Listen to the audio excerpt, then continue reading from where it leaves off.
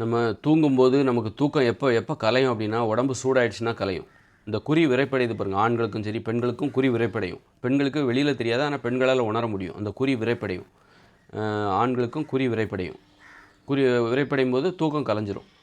அப்படின்னா என்ன அர்த்தம் அப்படின்னா, குறி விரைப்படையும் போது ஏன் தூக்கம் கலையுது? விரைப்போடு இருக்கும்போது தூங்கவே முடியாது. ஒரு ஆணுக்கு குறி விரைப்பாக இருக்குது அப்படின்னா, அப்போ தூங்கவே முடியாது. தூக்கம் வரவே வராது. அதுபோல் பெண்ணுக்கும் குறி விரைப்படையும். அவங்க பெண் குறி என்பது. அப்போ அவங்களுக்கு தூங்கவே முடியாது. ஏன் விரைப்படையுது? தூக்கத்திற்கிடையில் ஏன் விரைப்படைகிறது? ஏன் தூக்கம் வரமாட்டேங்கிறதுனா, ஏன் விரைப்படையுதுன்னா, உடம்பு சூடாயிடுச்சுன்னு அர்த்தம். உடம்புல நீர்த்தன்மை வற்றி போய்விட்டது. உடம்பு இப்போ குளிர்ச்சியாக இல்லை. குளிர்ச்சியாக இருந்தால் தான் அந்த உடம்பு தூங்கும். அப்போ எப்போல்லாம் விரைப்படையுதோ அப்போல்லாம் உடம்பு சூடாக இருக்குது. அப்போல்லாம் தூங்கவும் முடியாது உன்னால். அப்போ அந்த உடம்பை குளிர்ச்சி அடைஞ்சால் தான் அந்த குறி அந்த விரைப்பு நிலையிலிருந்து தளர்ந்த நிலைக்கு வரும். தளர்வுனாலே குளிர்ச்சின்னு அர்த்தம். தளர்வு அப்படின்னா அர்த்தம் தண்ணீர் தளர்வு அப்படின்னா அங்கே தளர்ந்து விட்டது. அப்போ குளிர்ச்சி அடைந்து விட்டது. விரைச்சிருக்குன்னா சூடாக இருக்குன்னு அர்த்தம். அப்போது நீங்கள் தூங்கும்போது உங்கள் குறி விரைப்படையுது. பெண்களுக்கும் சரி ஆண்களுக்கும் சரி குறி விரைப்படைகிறது அப்படின்னாலே உடம்பு சூடாயிடுச்சுன்னு அர்த்தம். விரைப்பு அடங்கினாதான் திரும்ப தூங்க முடியும். அப்போ தண்ணீர் குடித்தாதான் நீங்கள் தூங்க முடியும். தண்ணீர் குடிக்காமல் நீங்கள் தொடர்ந்து தூங்கிடணும்னு பிடிவாதமாக இருந்தீங்கன்னா தூக்கமே வராது. அதனால் தண்ணீர் குடித்து விட்டு தண்ணீர் குடித்தால் உடனே அந்த விரைப்பு அடங்கிவிடும்.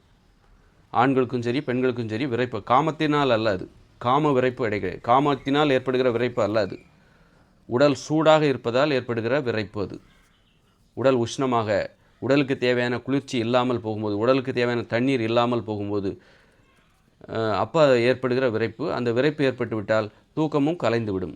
அதனால் இந்த விரைப்பு அடங்கினால்தான் மீண்டும் தூங்க முடியும். இரவு நேரத்திலே அது பகல் நேரத்தில் எப்போ தூங்குறீங்களோ அந்த விரைப்பு அடங்கினால்தான் தூங்க முடியும்.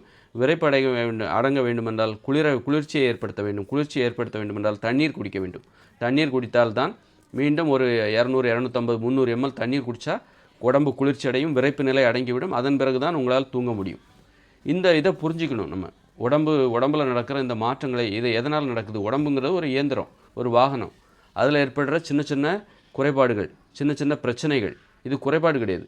தண்ணீர் வற்றி போகும்போது என்னாகும்? பெட்ரோல் இல்லைன்னா வண்டி நிற்கிது, நம்ம பெட்ரோல் போடுறோம்ல. பெட்ரோல் இல்லை அப்படின்னு சொல்லிட்டு வண்டியில் பெட்ரோல் போடுறோம்ல. காரணத்தை தெரிந்து கொள்வதால் நாம் பதற்றம் அடைய தேவையில்லை. ஏன் தூக்கம் இல்லாமல் போகுது அப்படின்னு நிறைய பேர் குழம்புவாங்க. சிறுநீர் கழிப்பதற்கு தயங்கி இரவு நேரத்தில் சிறுநீர் கழிப்பதற்கு சோம்பேறித்தனப்பட்டு தண்ணீர் குடித்தால் தானே சிறுநீர் வரும் அப்படின்னு சொல்லி தண்ணி குடிக்காமல் படுப்பாங்க. இரவு நேரத்தில் தண்ணியை குடிக்க மாட்டாங்க. தண்ணி குடித்தா நமக்கு சிறுநீர் வரும், எந்திரிச்சு போய் சிறுநீர் கழிக்கணும், இரவு நேரத்தில் எனக்கு பயமாக இருக்கும், அல்லது சோம்பேறித்தனமாக இருக்கும்னு தண்ணீர் குடிக்காமல் படுப்பாங்க. அவங்களுக்கு தூக்கம் என்பது வராது. இடையில என்னாகும்? இந்த மாதிரி குறி விரைப்படையும், தண்ணீர் வற்றி போகும், உடம்பு சூடாயிரும், அப்புறம் தூக்கங்கிறது வராது. அதனால் உடம்பை குளிர்ச்சியாக வச்சுருக்கணும். அப்போ தான் தூக்கத்தில் ஏற்படுகிற இந்த விரைப்புத்தன்மை ஏற்படாது, உடல் உஷ்ணமடையாது, நல்லா தூங்கலாம். உடம்புல நடக்கிற இந்த மாதிரி பிரச்சனைகளை நம்ம புரிஞ்சுக்கிட்டால் தான் உடம்பை சரியாக வழிநடத்த முடியும், ஆரோக்கியமாக பாதுகாத்து கொள்ள முடியும். இந்த உண்மை தெரியாமல் குறி விரைப்படைகிறது, இரவு நேரத்தில் தூக்கம் கலைந்து விடுகிறது, தூக்கம் வரமாட்டேன் என்கிறது. அப்போ போதிய தூக்கம் இல்லாமல் எந்திரிச்சு தண்ணி குடிக்கிறதுக்கும் சோம்பேறித்தனம், கண்ணை மூடிட்டு படுத்தே கிடப்பாங்க. சரியாக தூக்கம் இல்லாத போது பகல் நேரத்தில் தலைவலி வந்துவிடும். நல்லா தூங்கினா தான் பகல் நேரத்தில் தலைவலி இல்லாமல் இருக்கலாம். நல்லா தூங்கணுன்னா உடம்பை குளிர்ச்சியாக வச்சுருக்கணும். இரவு நேரத்தில் தண்ணீர் குடிக்கணும்.